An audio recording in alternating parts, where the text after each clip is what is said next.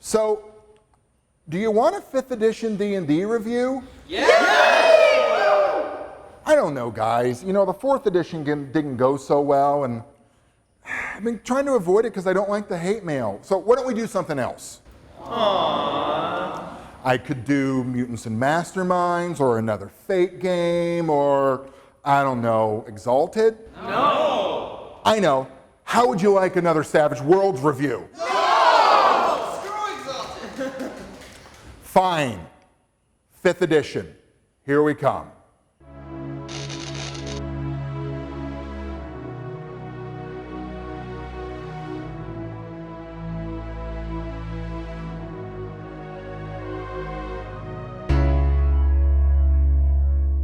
Hey folks, welcome back to Game Geeks. I'm your host, Kurt Wiegel. Today's episode is number 250. Yay! And I thought it's a good time to go ahead and review the 800-pound gorilla in the corner of the role-playing room, D&D 5th edition. Now, I have a long and sordid history with D&D. As I've mentioned in a video once, and I've written some stuff about it. My very first time playing D&D, I was in 2nd grade. I was 6 or 7 years old. We were playing through the Keep on the Borderlands. I didn't know what they were doing. It was an indoor recess. They handed me a character sheet and said, "Here, you're a thief." And all right, what's my name? "Oh, your name doesn't matter, you're a thief." So I was a thief, and I thought I was doing thiefy things, and then I fell down a pit at the beginning of the Kobold Cave. Fell down a 10-foot pit and died. And that was the beginning and the end of my first character. I don't know his name. Was he a good thief? Clearly not, he died. But you know, from there, it kind of grabbed my imagination. It's like so many of us who've been around for more than a minute can tell you, D&D was incredibly formative to all of our role-playing experiences because it was the very first one. From there, I went into AD&D, although I didn't know AD&D existed because I was reading Dragonlance at the time, and suddenly it was, there are half-elves, what's this nonsense? Specialty wizards? I don't understand these words. Then came AD&D, and then I remember I was very resistant going from AD&D to 2nd edition AD&D in high school. Then I finally had to embrace it when I got to college, because that's what everyone was playing. 3rd edition rolled out in 2000. There were other things that came along in the way there, but you know, in a lot of ways, it always comes back to D&D. So I have sort of an interesting past with D&D. It really was formative for everything I do. Then 4th edition came, and my opinion of 4th edition is well known and well established. And everyone kind of knows what that was, and it was my only negative review, and it was my first 2-parter. There was a lot of flack that came with it, and I don't know, I sort of was soured to the whole... Get on with it! All right, fine. We'll get on with it. To properly discuss D&D 5th edition, we have to really deconstruct it back to its basics roots. So I'm going back to my basic root as a scientist and a teacher to kind of break down for you in this classroom how the game works and how it is different than what came before. I'm going to try to draw analogies and comparisons to 3.5 and to Pathfinder where I can. I'll be quite honest with you. To do a proper video review of the entire 5th edition core line, which is your Player's Handbook, your Dungeon Master's Guide, and the Monster Manual, I would have to give a lot more time to this review than we have. This would be several hours of me talking, and we've already seen what happens when I talk too much and people listen to it. So if there's something is truncated, if I left something out that you're interested in, then I apologize in advance. If you know it that well in the first place, why are you watching the review other than to listen to me talk? If you have any further questions, there are other reviews out there that can give you more information. So let me give you the TLDR version at the top of this now. I really, really like it. It rekindled my interest in playing Dungeons & Dragons, which I didn't know was humanly possible after the advent of 3.5, Mathfinder, and 4th edition. I didn't know that I could like this stuff again, and I really, really do. I think it combines the simplicity and the really good parts of 2nd edition with some of the add-ons from 3.5, and then finally I do detect a little bit of Fate DNA mixed in there from time to time. Fate really gets around, ladies and gentlemen. Let me tell you, it's kind of the promiscuous slut of the role-playing world, and little bits of its DNA get mixed in everywhere. Maybe virus would be a better expression for that. So, at its core, when you make a 5th edition character, here's what you've got going on. You start with your attributes, which, to be perfectly honest with you, are your standard 6 robots that we've all come to know and love or know and loathe over the years. Strength, Dex, Con, Intelligence, Wisdom, and Charisma. Part of me was really hoping that they would go all the way back to Strength, Intelligence, Wisdom, Dexterity, Constitution, and Charisma, but, you know, they got to play with what they got right now.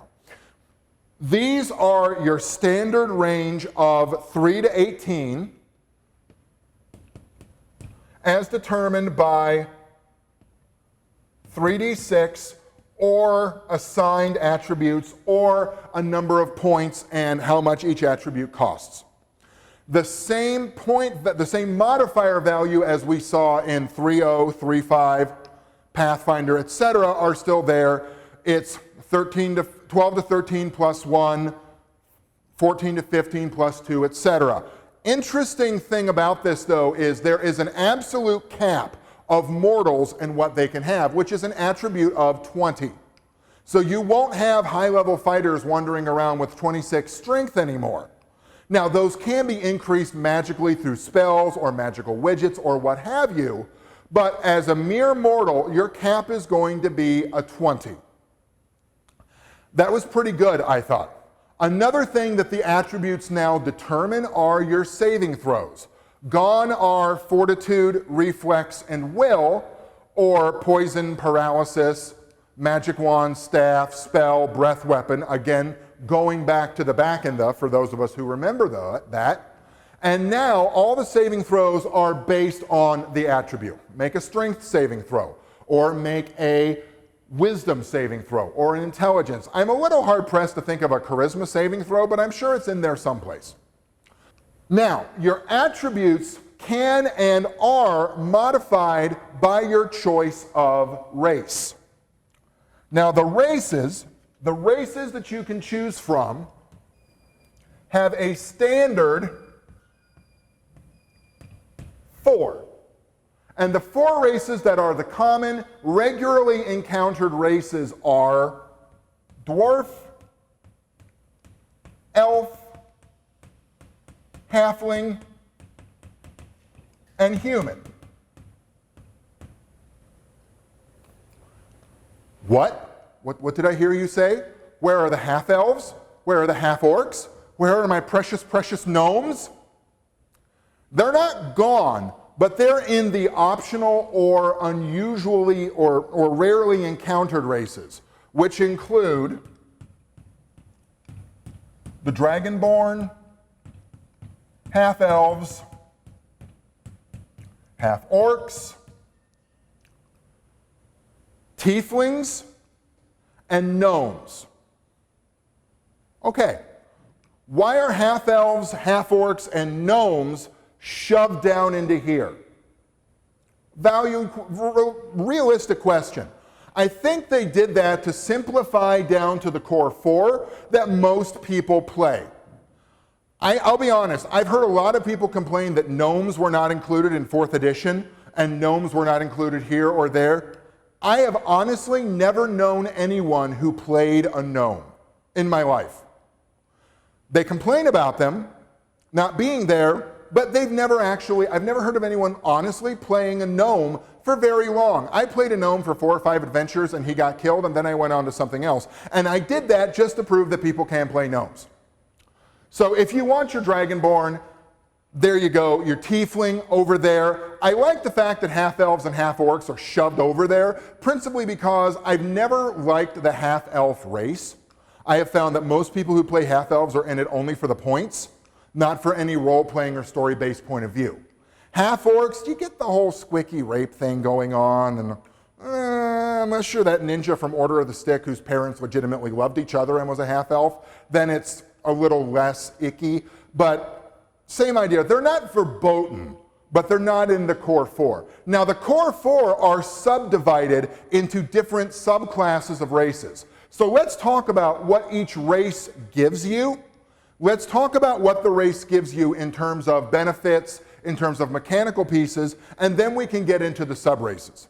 So I'm going to use the elf as my model, but there are, each one except for the human has these sorts of points of interest. For the races, what you get, first of all, is you get a +2 to whatever your favored attribute is. If it's an elf, it's a +2 to dexterity. If it's a dwarf, it's a +2 to con. There's also some other fiddly bits that that race has to their advantage. For example, the elves and the dwarves have dark sight. The elves have the no sleeping thing. Dwarves are a little slower but are never burdened down by encumbrance, etc. Mechanical pieces. Probably one of the most fundamental changes between previous editions and now is this idea of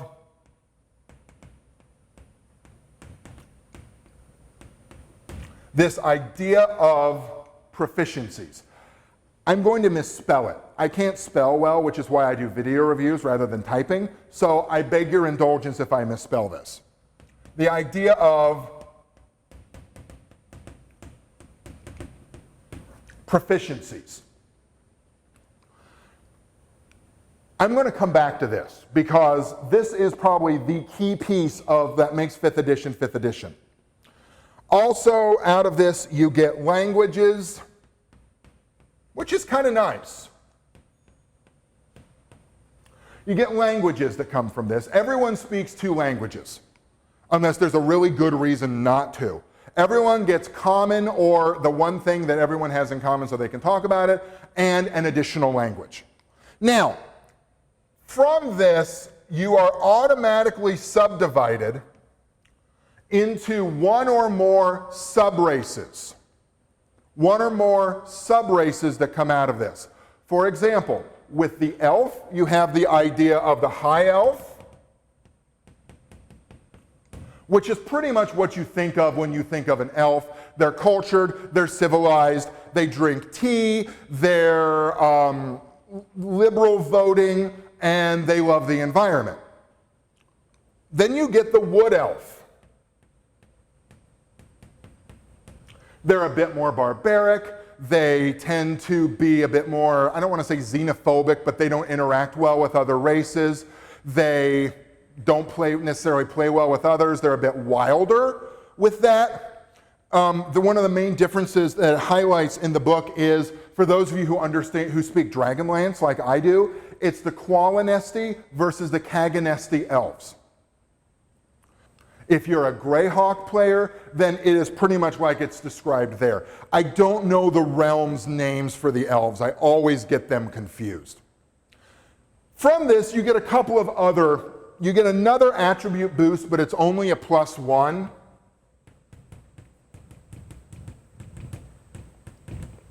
Additional skill and weapon proficiencies. And a couple of other minor things that come along for the ride. There are your races, right there. The big 4 and these. Some of these have subdivisions, some of them do not. I would be remiss if I didn't tell you about the human up front. The human is interesting because the human, what they get instead of all of these widgets is you get a +1 to every attribute. Well, that's not bad. Rather than being really nimble or really tough like a dwarf, you are better at everything as a baseline. If you don't like that or you feel the need for further detail, you can alter the human. It is a sidebar as an optional rule, which is you get a +1 to 2 of your attributes, a free skill, and a free feat. Feats deserve a big asterisk because we're going to come back to those in a minute because there aren't that many there. There aren't nearly as many as there used to be. All right, so you've got your attributes, you've got your races. I'm going to skip over classes for a second because I want to bring in something that I thought was a very good addition to 5th edition D&D, a very good add-on that they finally did, hallelujah, which is called Backgrounds. With Backgrounds. Backgrounds, I love it because I hate the idea of the murder hobo. For those of you who don't know what that is, it is the character that springs to life in the middle of a road with no background, no connections to other people, no connections to an establishment or an authority or a church or anything like that, who proceed to walk around, take people's shit, and kill them. And it's only okay if the people are green. It's the green racism of D&D, is really what it is. So the introduction of the background gives you more detail on where you came from. And not only is it just, well, it's just all fluff so I can ignore it. No, there's some real mechanical benefit to this. There's some real crunch in there, but it's not so much crunch that it hurts your teeth. I like to describe games in terms of cereal or breakfast cereals. Some games are really non-crunchy. They're your oatmeals.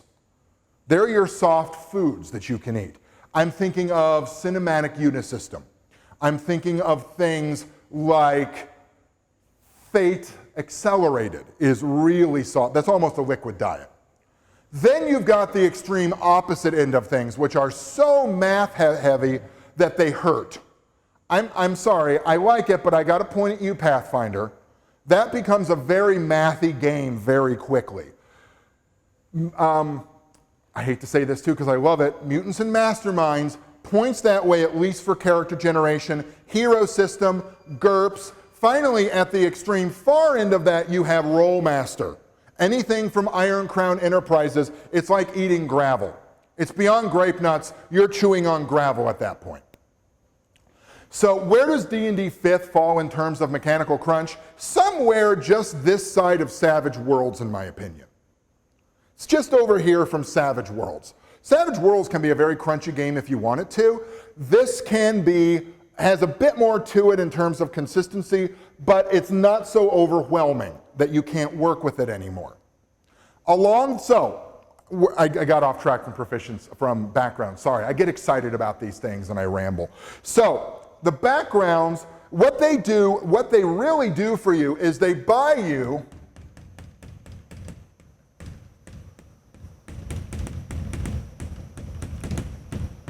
extra proficiencies. For those of you who are wondering when I'm going to shut up and tell you what the proficiencies are, it'll be after classes, which is on that board. Now, the extra proficiencies that come along for the ride with those, they give you an additional languages or the option, little Annie never goes under gigantic elephant, option for languages. They talk about suggested equipment, characteristics.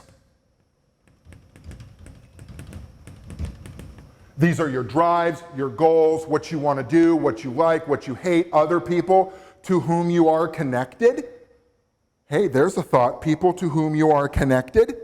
Also, now they give you a table for that if you really want that. Personally, I find depending on a table or an external source for the background of your character to be lame sauce, but I really get off on these ideas of developing backgrounds and characters and connections.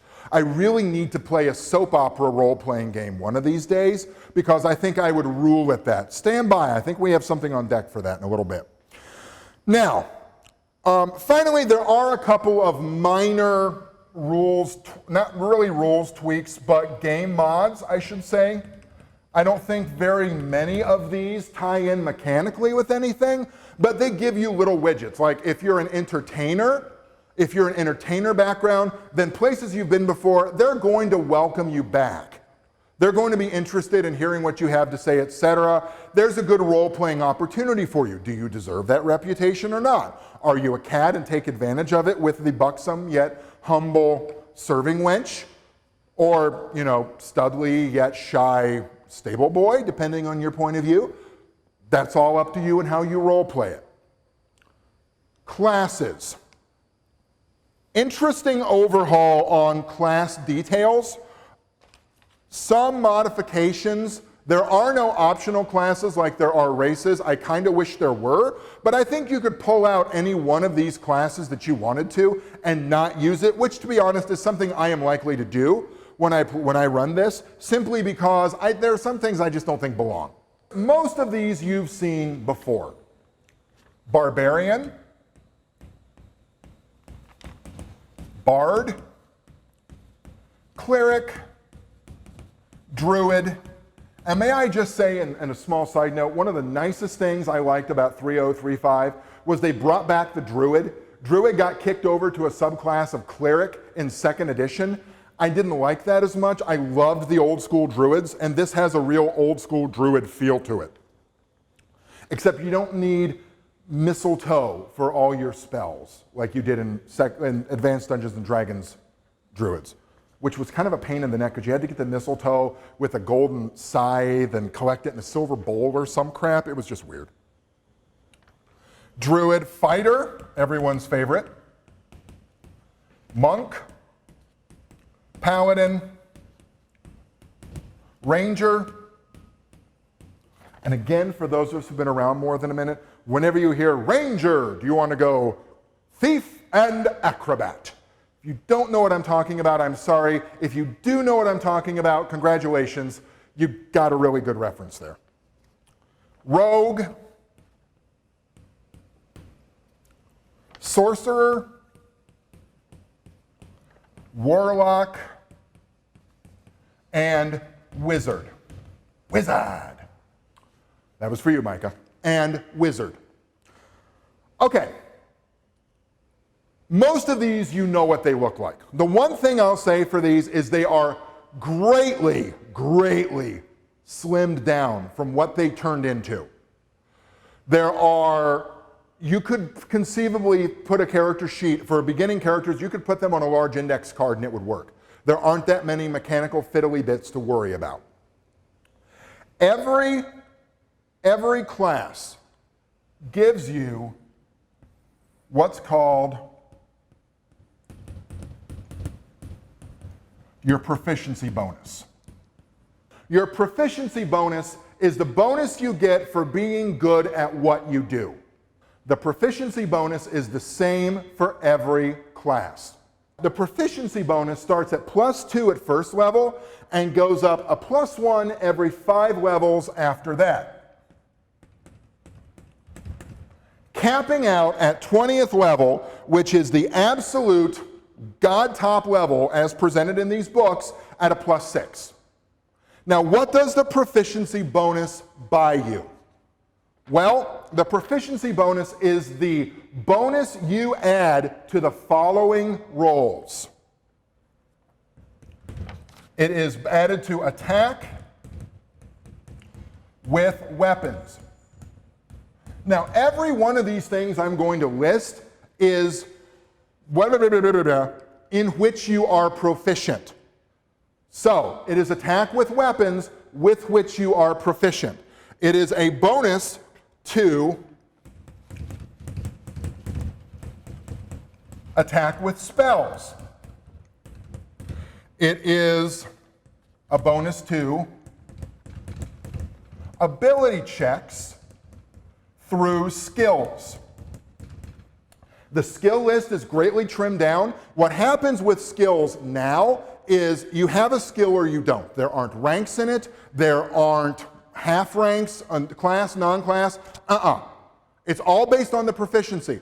Now, the skill proficiencies come principally from your class. Your background can modify that. You can add a couple on too.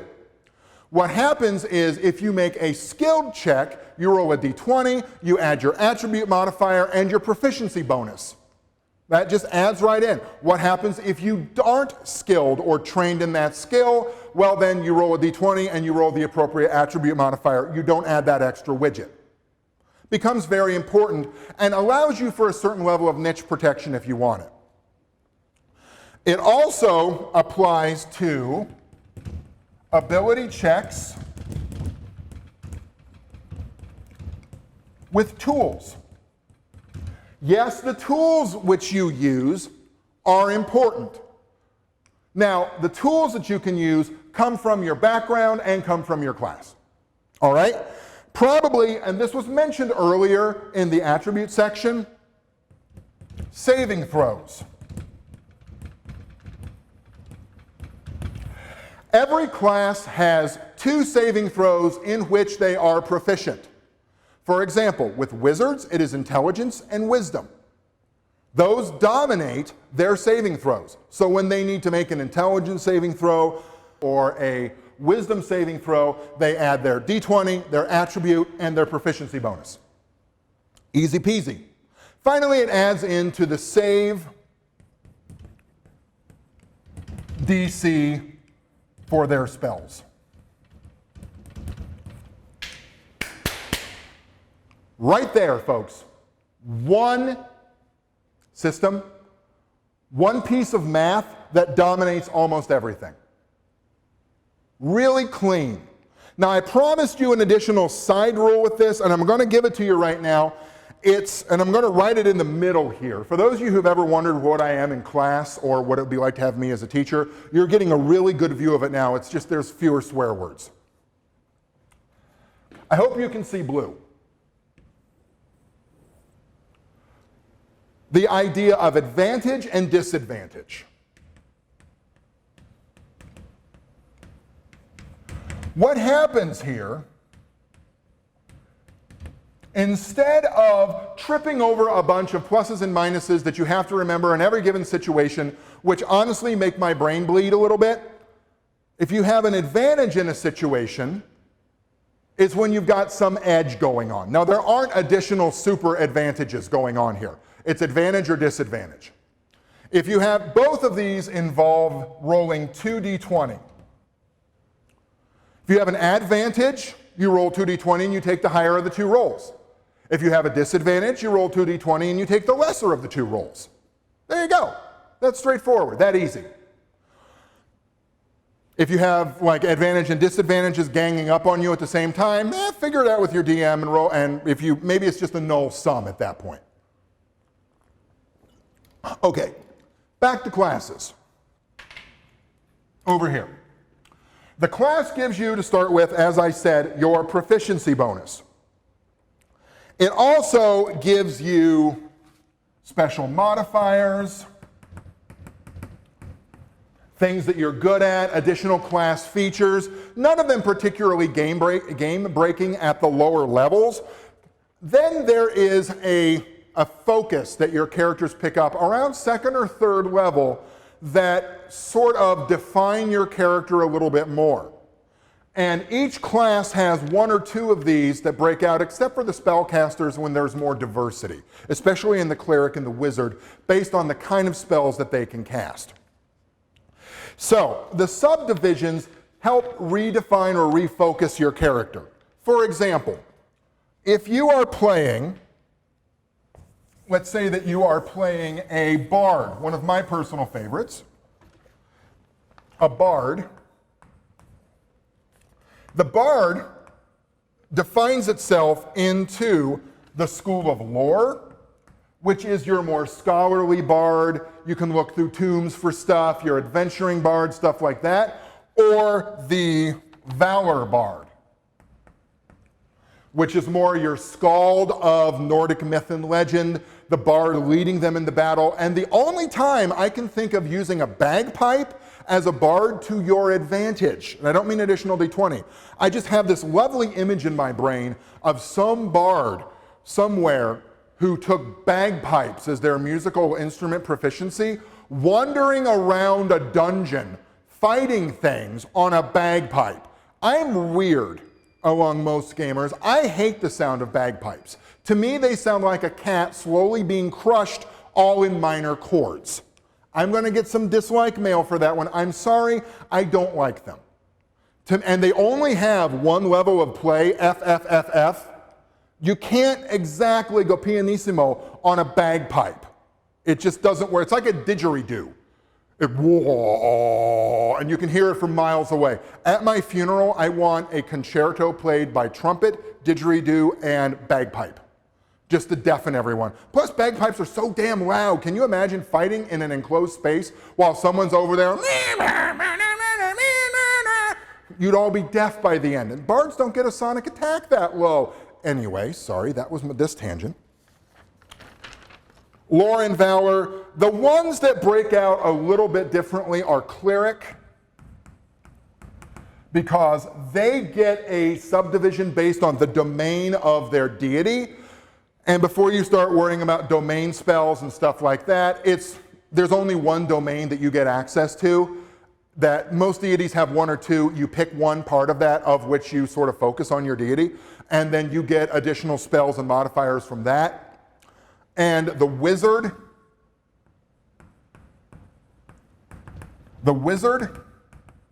has their schools of magic.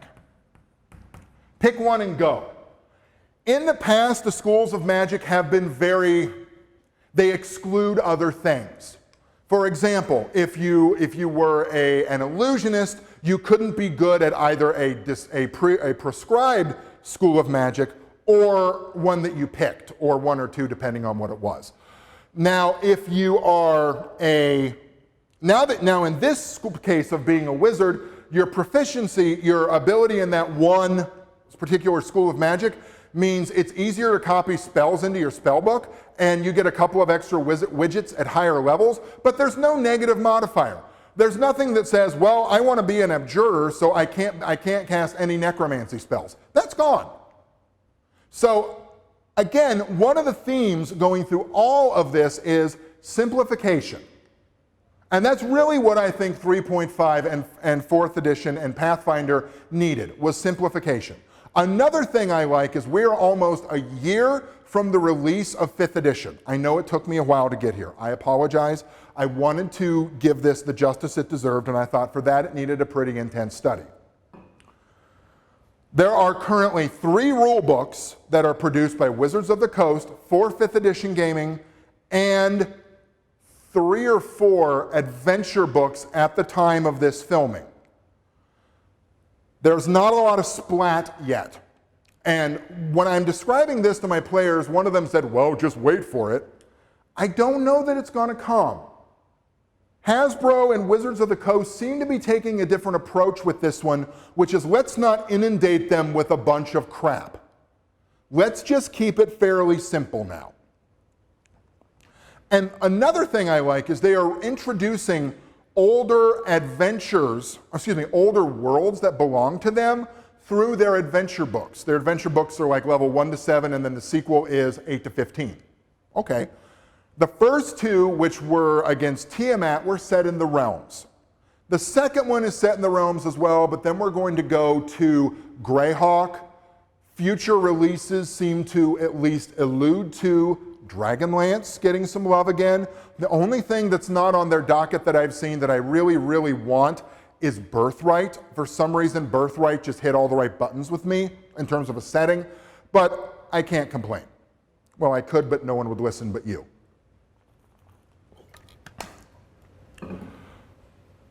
We've been going on for a while now. All the rules you need are in the Player's Handbook.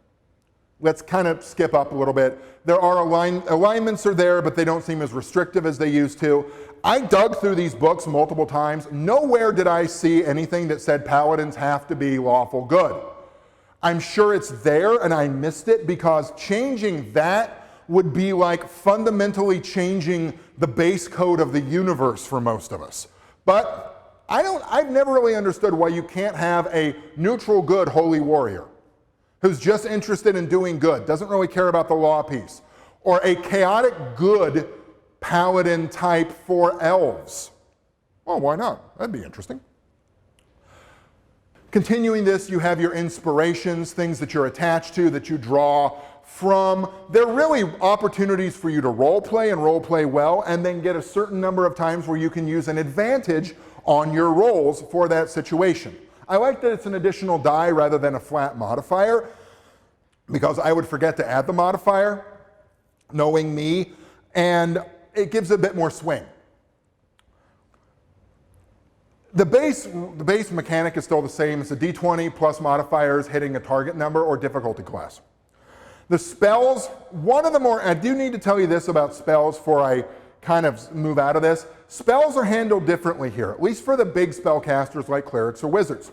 There are a number of spell slots that you get, which represent the number of each level of spell that you can cast every day. The number of spells that you prepare or modify, however, are different from that set number. The number of spells that you can prepare are based on whatever the appropriate list is that you have or what's in your spell book. The number is your level plus your attribute modifier, intelligence or wisdom, whichever it happens to be. So you're dealing with a smaller number. A 6th level wizard with an 18 intelligence would have a total of 10 spells that they can prepare for the day. Why is it disconnected from the number of spell slots? It's because most spells have options for casting them in a higher slot, for casting them at a higher level that you can get more bang for your buck. Things that you used to have to spend meta magic feats for in 3rd edition and Pathfinder. Now, what do I mean by that? Let's look at everyone's favorite party killer, Fireball. I can't tell you the number of characters I've lost from wizards who suck at math, particularly area and volume calculations. One of them was an engineer. Just, anyway. When you cast a Fireball for the first time as a 3rd level spell, which is the minimum that it requires, it does 8d6 damage. Gone are the days of level in d6. It is an 8d6 spell. That means it can hurt you a lot more. What if you cast it as in a 5th level slot? Then you add 1 for every additional slot you cast. So at a 5th level slot, it would be a 10d6 Fireball. At a 9th level slot, it would be, well, let me think about that, 14d6, I think, check my math. It could be a lot more. But you've used up your 9th level slot if you had it. All right, that's actually kind of cool because it gives you flexibility in what you prepare. It also takes some of the burden out of the wizard who has to really plan ahead for what they think is going to happen, and then if they didn't think ahead correctly, they get boned because they don't have the right spell set. Similar approach with all of the spell casting types. All right, as I said, simplicity, streamlined. I could run this game. Now, knowing how I run fantasy games, I could run this game by stealing my favorite fantasy series that no one has read. Why no one has made a full-fledged modern role-playing game of Raymond E. Feist's Rift Wars series, his Midkemia series, I will never know or never understand. Ray, I love you, man. I would kill to play in your world. Catherine Kerr's Devery novels, ripe for fantasy, no one's read them. Everyone wants to talk about frickin' Drizzt. Let's talk about Rodri or Nevin the Herb Warden for a minute. Nope, frickin' Drizzt and his Cuisinart scimitars. Elminster can cast anything and bang half of Faerun.